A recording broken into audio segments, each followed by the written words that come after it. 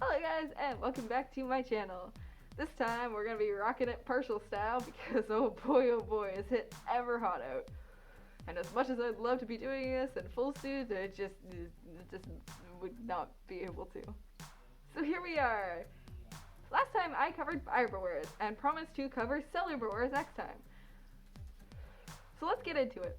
A seller beware is a beware posted by an artist or small business about a customer that they've had a negative experience with. Most often this has to do with scamming, and yes, it is entirely possible for a customer to scam a business. Now I think the most common type of commissioner scamming is when people will commission an artist or a fursuit maker or purchase a product, and once they've received it, they will use their PayPal account to pull the money back. This is entirely possible through PayPal's goods and services feature. They have buyer protection, which allows you to pull your money back if you have not received the item. Now, obviously they have, but if a buyer opens up a case on PayPal, PayPal tends to favor the buyer, even if they're in the wrong. PayPal often takes shipping receipts as proof of shipment if there is a case open against a seller. And if what the person has purchased is digital art that you never actually physically sent them, you're not going to have any kind of proof of this. And yes, you will have conversations and discussions and transactions in the actual art, but PayPal is largely automated, and I've heard a lot of horror stories about people who have tried to convince PayPal that they did not scam the person, and they still get the money pulled back. If this has happened to you, or you've seen this happening, it is vitally important that you put a beware on them and it is reported somehow. This protects the community and other artists in it from these kinds of scams, since there is no other way to kind of red flag these people. Now along the same lines are these sort of like half transactions. What I mean by this is when an artist and a commissioner has arranged to do part of the piece and then kind of pay halfway through and then finish it. There are a lot of artists out there that do this, but it can be a little bit risky. I have seen people who have gotten to the sort of free part of the commission, that is like the sketch or the line art, and they just take what they can, they don't pay anything, they don't get the artist to finish it, and oftentimes they'll try and finish it themselves by tracing the line art or, just printing it off and coloring it with like a pencil crayon. This is a huge ripoff for the artist, as they spent a lot of time and work even getting that far. And it is completely reasonable and 100% valid to post a beware on somebody for this reason. A lot of the artists and fursuit makers in the fandom make their craft their full-time business. If they are losing money from people who are scamming them, this is a huge issue. They can't afford to live if nobody is paying them. And it needs to be reported on an individual level. Now, the third kind of scamming kind of falls into the buyer beware section as well, because I talked a bit about it in my last video, and that is people who will trace things. And yes, it can be also a seller beware. Sometimes, but more rarely, people will commission an artist and they will trace what they have and make it into a sort of your character here, or they'll sell it to somebody else for a higher price or a similar price, and sort of kind of like mass produce the work that the artist did and pass it off as their own work without crediting the artist at all. Now this is obviously hugely problematic, as they're literally ripping off somebody else. We don't want people profiting like this in the fandom, so it is important to report it when you see it. Now tracings can be proven by lining things up. I've seen people do it on programs where they make the one kind of transparent and they overlay it over top of the other one. Do make sure that you look into it if you just kind of a bystander who sort of sees it. Maybe, tell the original artist that you suspect that this is what happened, and hopefully they'll deal with it and come to some kind of resolution. Now, aside from scamming, there are also just negative experiences that you may want to report on so that other artists can avoid wasting their time. For example, I actually have 2 negative experiences of my own. The first one, it was somebody who commissioned me and they wanted me to draw their dragon, and they saw my examples, they saw my art, they knew my style. And when I had finished drawing it for them, They basically gave me this huge paragraph about how awful the piece was, and it looked so amateur. I am an amateur artist. I am no professional. They should have known that from seeing my other work. And just how it didn't look like, a dragon, and then, they didn't like it. And I sent them a message back being like, I'm sorry that you didn't like it, but you can't expect me to be better than I am. Now, this is not something that I posted a beware about, but I have seen more severe cases of this kind of issue happening in the fandom, and I have seen bewares posted on people for it. And honestly, it's valid.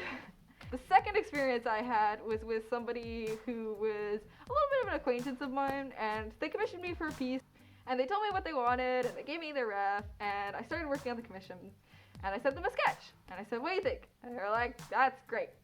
Awesome. And I did the line art, and they were like, cool.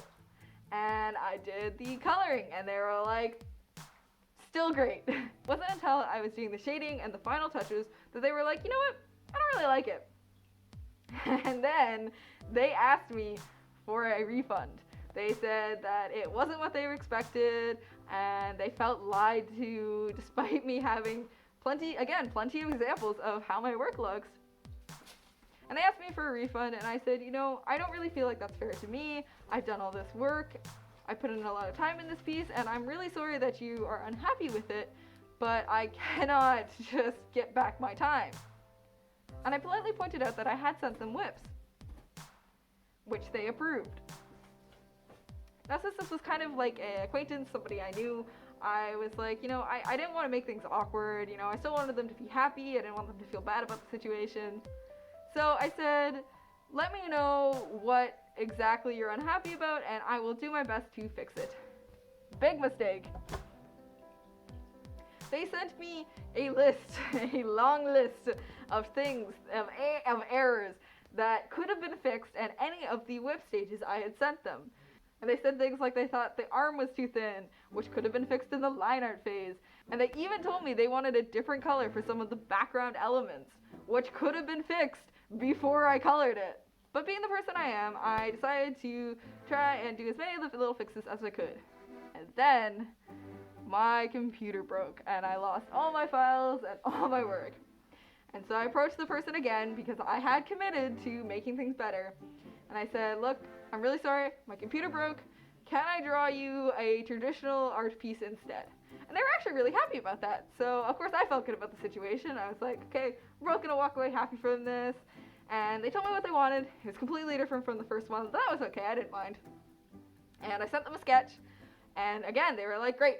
And I sent them some line art, and again, they were like, great. And then I got to coloring, and once I had sent them the final colored piece, they were like, I don't really like, this and this and that. And I was like, oh no, not again. Long story short, I did have to put my foot down a little bit at the end, but we walked away from it being mildly okay, so.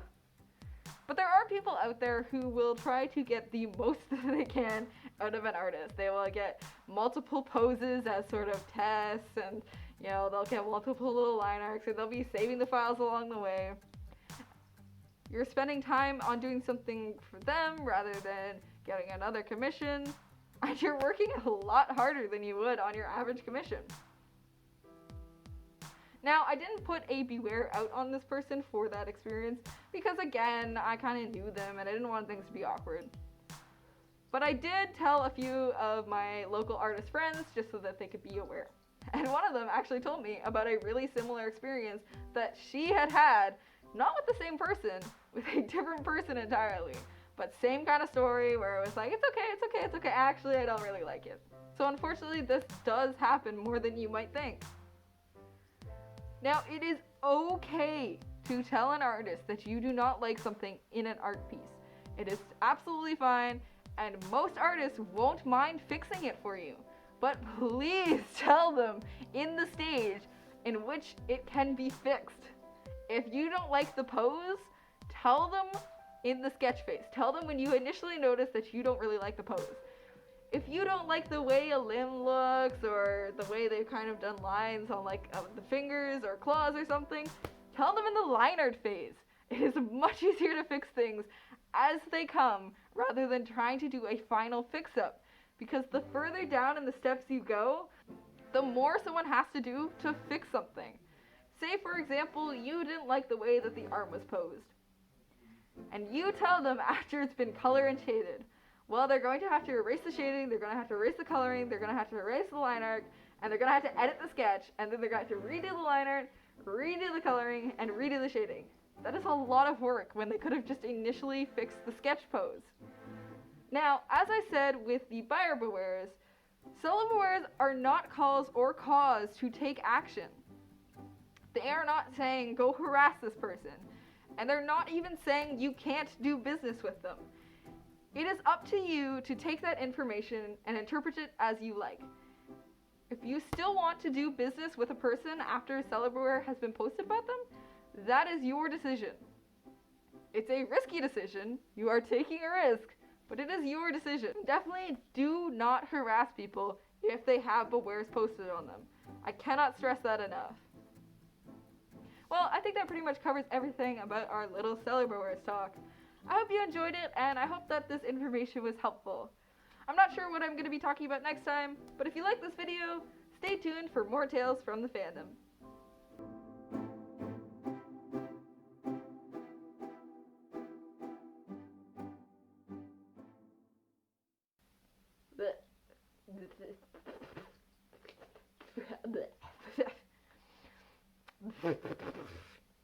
Got the old hair in the mouth.